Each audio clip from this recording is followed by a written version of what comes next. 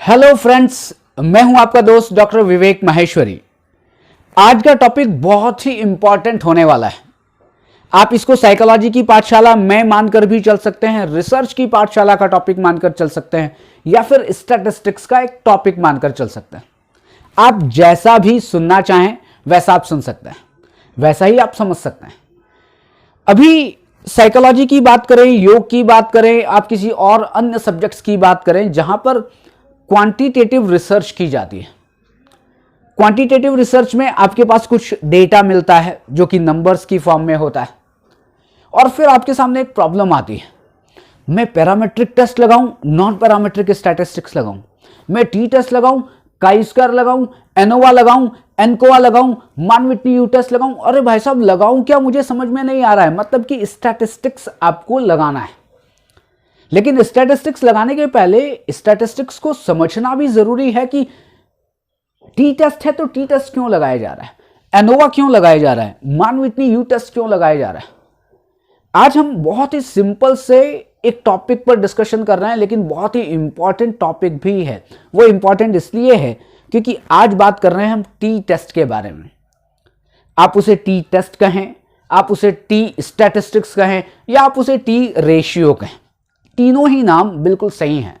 अलग अलग लोग अलग अलग तरह से इनके नाम को बोलते हैं, क्योंकि जब भी हम थीसिस की बात करते हैं, डिसर्टेशन की बात करते हैं, रिसर्च पेपर की बात करते हैं, तो लोग बोलते नजर आते हैं, अरे मैंने टी टेस्ट लगाया है, मैंने टी स्टैटिस्टिक्स लगाई है। तो आज उसी के बारे में हम बात करते हैं कि क्या है टी स्टैटिस्टिक्स, टी स्टैटिस्टिक्स किसने दी थी, या ये जो टी टेस्ट है वो क्यों लगाया जाता है। तो सबसे पहले जो टी टेस्ट है वो एक पैरामीट्रिक स्टैटिस्टिक्स है। मुख्य रूप से दो तरह की स्टैटिस्टिक्स होती हैं, एक पैरामीट्रिक स्टैटिस्टिक्स और दूसरी होती है नॉन पैरामीट्रिक स्टैटिस्टिक्स। जो पैरामीट्रिक स्टैटिस्टिक्स होती है उसको कहते हैं प्राचलिक सांख्यिकी, और नॉन पैरामीट्रिक स्टैटिस्टिक्स होती है उसको कहते हैं अप्राचलिक सांख्यिकी। तो जो टी टेस्ट है वो पहली और सबसे इंपॉर्टेंट बात यह है कि वो पैरामीट्रिक टेस्ट है। और दूसरा, टी टेस्ट दिया किसने, तो दिया था 1908 में एक विद्वान थे जिनका नाम था W.S. गॉसेट। इन्होंने टी टेस्ट दिया था, और इन्होंने जब टी टेस्ट दिया था तो टी टेस्ट के नाम से नहीं दिया था, इन्होंने स्टूडेंट के नाम से दिया था। ये कहीं कहीं पर इसका नाम स्टूडेंट है और कहीं कहीं पर इसका नाम स्टूडेंट टेस्ट है। W.S. गॉसेट ने दिया, 1908 में दिया, लेकिन टी टेस्ट के नाम से नहीं दिया था, स्टूडेंट टेस्ट के नाम से दिया था। इसलिए इसको स्टूडेंट टी टेस्ट भी कहते हैं, या टी टेस्ट भी कहते हैं, टी रेशियो भी कहते हैं, टी स्टैटिस्टिक्स भी कहते हैं। आप किसी भी नाम से आप इसको समझ सकते हैं।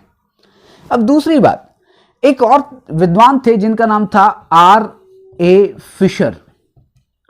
R.A. फिशर बहुत बड़े विद्वान हैं स्टैटिस्टिक्स के, और आपने अगर एनोवा का नाम सुना हो, आपने एफ टेस्ट का नाम सुना हो, तो फिशर का नाम आता है। फिशर ने इस टी टेस्ट को दिया नहीं था, लेकिन बाद में फिशर ने बहुत ही अच्छी तरह से टी टेस्ट को एक्सप्लेन किया था, इसलिए इनका नाम टी टेस्ट के साथ जोड़ा जाता है। लेकिन टी टेस्ट दिया था W.S. गॉसेट ने 1908, मतलब कि 1908 में, और इसको स्टूडेंट टी टेस्ट या टी टेस्ट या टी रेशियो आप कुछ भी मान सकते हैं। एक तो बात ये हो गई। अब दूसरी बात कि साहब टी टेस्ट लगाया कब जाता है। तो टी टेस्ट लगाने के लिए आपको देखिए एक चीज आप समझें, मैं एक स्टेटमेंट बोल रहा हूं, उसको बड़े ध्यान से सुनना है। जब दो मीन के बीच जो डिफरेंस आता है उसकी सिग्निफिकेंस को जांचने के लिए हम टी टेस्ट लगाते हैं, या मैं ये कहूं कि दो मीन के बीच सिग्निफिकेंट डिफरेंस को देखने के लिए हम टी टेस्ट लगाते हैं। आप कहेंगे बात समझ नहीं आ रही साहब, ये दो मीन के बीच सिग्निफिकेंट डिफरेंस ये क्या होता है। इसके पहले हम इसको समझें, इसके लिए पहले आप एक दो टॉपिक देखें, दो रिसर्च के टॉपिक हैं। एक है इफेक्ट ऑफ योग निद्रा ऑन एंजाइटी, चिंता पर योग निद्रा का प्रभाव, और एक है comparative study of intelligence between boys and girls. कि लड़के और लड़कियों के बीच जो इंटेलिजेंस है, जो बुद्धि है, उसका तुलनात्मक अध्ययन करना है कि भाई साहब लड़के ज़्यादा इंटेलिजेंट हैं या लड़कियां ज़्यादा इंटेलिजेंट हैं।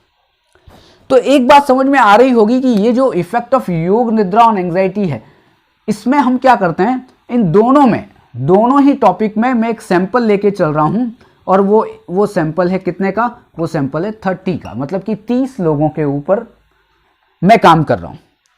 पहले टॉपिक की बात करते हैं, योग निद्रा का एंग्जाइटी पर प्रभाव। तो इसमें क्या होगा, एक प्री टेस्ट होगा, किसका, एंग्जाइटी का प्री टेस्ट लिया जाएगा, फिर इसके बाद योग निद्रा करवाई जाएगी, और योग निद्रा के बाद हम पोस्ट टेस्ट लेंगे फिर से एंग्जाइटी का, पोस्ट टेस्ट लेंगे फिर से एंग्जाइटी का। और ये कितने लोगों पर काम हो रहा है, ये हो रहा है 30 लोगों के ऊपर काम।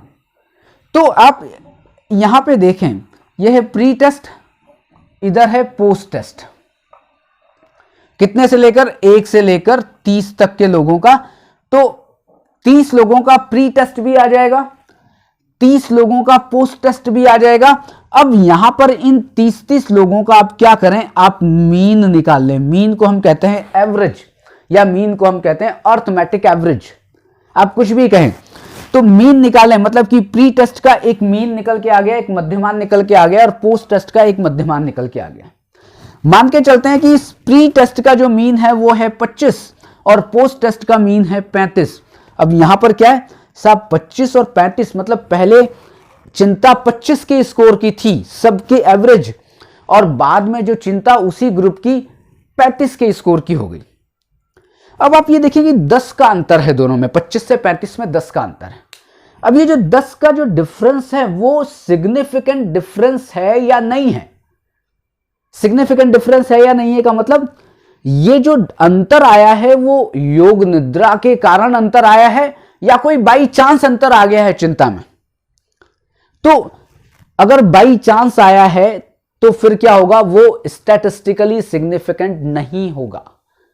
लेकिन जब योग निद्रा के प्रभाव से यह अंतर आया है तो फिर क्या कहा जाएगा, इन दोनों में जो अंतर है वो सिग्निफिकेंट है। इन दोनों मीन, मतलब कि ये एक मीन और ये पोस्ट टेस्ट का एक मीन, इन दोनों के मीन के बीच अंतर की सार्थकता के जांच करने के लिए, मतलब कि इन दोनों के बीच एक सिग्निफिकेंट डिफरेंस है या नहीं है, इसकी जांच करने के लिए हम टी टेस्ट लगाते हैं। पहला टॉपिक समझ में आ गया। और ये था यहां पर 30 का एक ग्रुप था, एक ग्रुप का ही प्री टेस्ट, उसी ग्रुप का पोस्ट टेस्ट, दो मीन निकल के आ गए। इन दोनों के बीच में आप जांच करें, इन दोनों के बीच में आप देखें, क्या लगाएं, टी टेस्ट लगाएं। अब एक टॉपिक दूसरा है, comparative study of boys and girls, मतलब कि लड़के हैं और लड़कियां हैं। पहले में क्या था, केवल 30 ही लोग थे, उन्हीं का प्री टेस्ट 30 का और उन्हीं का पोस्ट टेस्ट। लेकिन अब बॉयज एंड गर्ल्स मतलब लड़कियां अलग हैं, लड़के अलग हैं, इन लड़कियों का और इन लड़कों का इंटेलिजेंस का मेजरमेंट किया जाए और दोनों में कंपेयर किया जाए कि भाई साहब कौन इंटेलिजेंट है, लड़कियां ज्यादा इंटेलिजेंट है, नहीं लड़के ज्यादा इंटेलिजेंट है। अब सॉरी, कहने से काम नहीं चलेगा कि लड़कियां इंटेलिजेंट है कि लड़के ज्यादा इंटेलिजेंट है। इन दोनों के बीच अंतर जो आ रहा है उसकी जांच के लिए, मतलब कि दो मीन आ गए, एक लड़कों का मीन आ गया, एक लड़कियों का मीन आ गया, दोनों के बीच जांच, दोनों के बीच जो अंतर है उसकी जांच करने के लिए, सिग्निफिकेंट डिफरेंस, उसके सार्थकता की जांच करने के लिए हम फिर क्या करते हैं, फिर टी टेस्ट लगाते हैं। आप कहेंगे साहब कभी तो एक ग्रुप में टी टेस्ट लग रहा है प्री टेस्ट पोस्ट टेस्ट, कभी आप कह रहे हैं दो ग्रुप में प्री टेस्ट पोस्ट टेस्ट लड़के और लड़कियां हो रही हैं। घबराइए मत, मैं आपको बता रहा हूं कि टी टेस्ट ऐसा नहीं कि एक ही तरह के होते हैं। मुख्य रूप से टी टेस्ट दो तरह के होते हैं, वैसे तो तीन तरह के होते हैं, लेकिन जनरली आप यूज करेंगे तो दो तरह के टी टेस्ट होते हैं। और दो तरह के टी टेस्ट को आप समझने के लिए आप ये कर सकते हैं, मैं ये थोड़ा सा मिटा रहा हूं, पहला वाला टॉपिक, ये दूसरा टॉपिक मिटा दिया। देखिए पहला टॉपिक अगर आपको याद होगा तो वहां पर कौन सी स्टडी थी, यहां पर एक विद इन ग्रुप स्टडी थी। मतलब एक ही ग्रुप था, उसी ग्रुप में प्री टेस्ट पोस्ट टेस्ट। दूसरा अगर टॉपिक आपको याद हो जो बॉयज एंड गर्ल्स का था, वहां पर कौन सी स्टडी थी? Between group study. Between group का मतलब क्या है कि साहब दो ग्रुप हैं, उन दोनों के बीच अध्ययन करना है। तो जब एक ही ग्रुप के प्री टेस्ट पोस्ट टेस्ट का अध्ययन करना है तो वहां पर एक टी टेस्ट लगाया जाता है जिसको कहते हैं पेयर्ड सैंपल टी टेस्ट। और जब दो ग्रुप, कोई भी दो ग्रुप हो सकते हैं, मेल फीमेल हो सकता है, शहर ग्रामीण हो सकता है, कुछ भी दो ग्रुप हो, अलग अलग हो, तो फिर वहां पर एक टी टेस्ट लगाया जाता है जिसको कहते हैं इंडिपेंडेंट सैंपल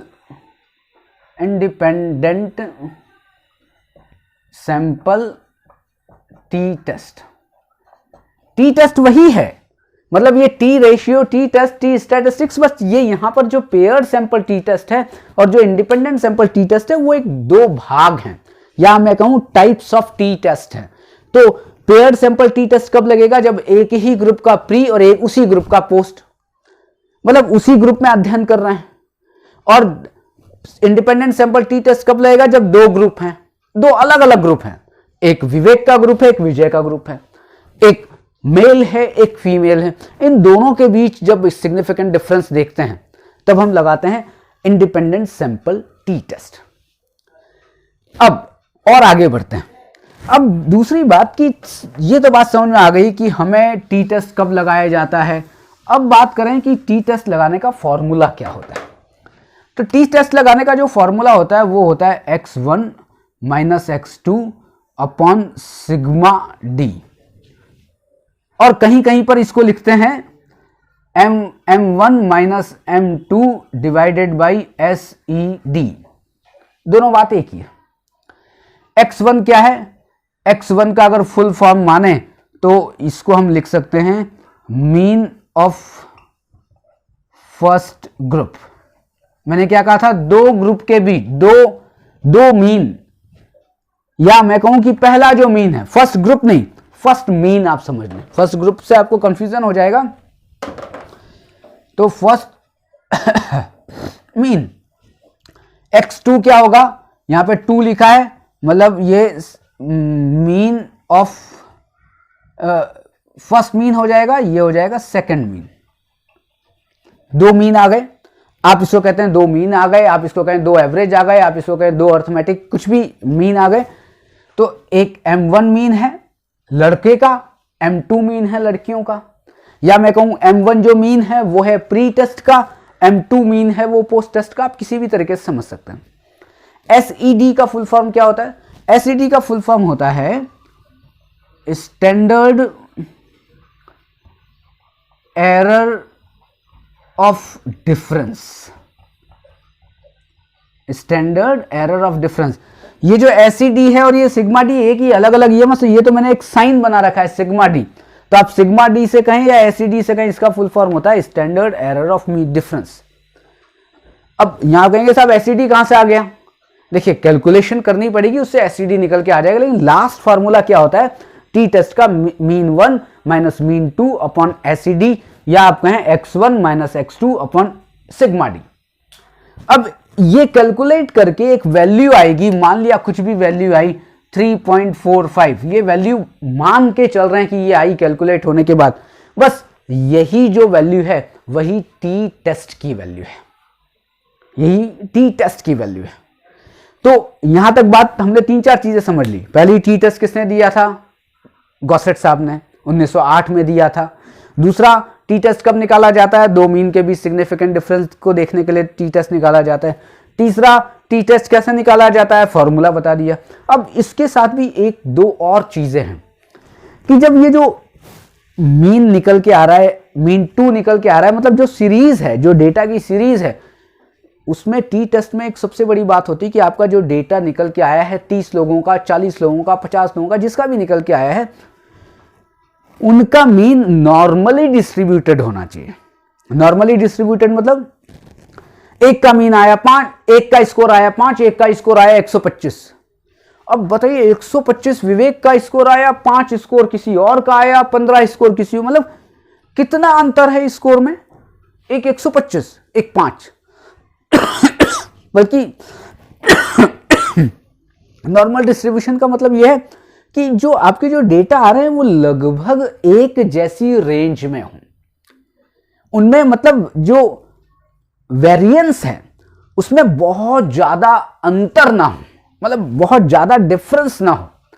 इसलिए पहले क्या होता है कि जैसे आपको डेटा मिलते हैं तो डेटा जैसे ही आपको मिला, मतलब जो भी डेटा मिला, चाहे वो नॉर्मली डिस्ट्रीब्यूटेड मिला हो चाहे वो नॉर्मली डिस्ट्रीब्यूटेड नहीं मिला हो, आप जो भी आपको डेटा मिला हो, हम पहले उसकी होमोजेनिटी चेक करते हैं स्टैटिस्टिक्स में। और होमोजेनिटी चेक करने के लिए एक फॉर्मूला आता है जो बार्टलेट होमोजेनिटी टेस्ट आता है। बार्टलेट का एक होमोजेनिटी टेस्ट है, उस होमोजेनिटी टेस्ट को लगाते हैं। अगर डेटा होमोजेनियस लगता है वहां पर तो हम टी टेस्ट लगा देते हैं डायरेक्ट। अगर आपको लगता है कि नहीं साहब ये जो डेटा है वो होमोजेनियस नहीं है, किसके थ्रू? स्टैटिस्टिक्स का एक बार्टलेट टेस्ट है, उसके थ्रू हमने निकाली होमोजेनिटी। आपको लगा कि नहीं साहब जो स्टैटिस्टिक्स जो होमोजेनिटी देखी गई वो डेटा होमोजेनियस नहीं है, बराबर जो नहीं है, समजाती नहीं है, अलग अलग हैं, बिखरे हुए हैं, तब आप टी टेस्ट नहीं लगाएंगे। तो ये है स्टैटिस्टिक्स, जिसको कहते हैं टी टेस्ट। आप T test, T ratio, T statistics, student T test, आप कुछ भी नाम से इसको जान सकते हैं। तो ये थोड़ा एक बताने की कोशिश की थी। बहुत सारे लोगों को समझ में आ भी गई होगी, बहुत सारे लोगों को नहीं भी समझ में आई होगी, लेकिन आपको क्या है, इसमें कुछ टेक्निकल वर्ड्स हैं, तो उन टेक्निकल वर्ड्स को थोड़ा सा और ठीक ढंग से समझना पड़ेगा। तो आज के लिए इतना ही। कल फिर मिलने वाले हैं, कल या एक दो दिन बाद जब भी हमारा वीडियो आएगा फिर मिलने वाले हैं, फिर एक नए बहुत अच्छे टॉपिक के साथ मिलने वाले हैं। Thank you very much.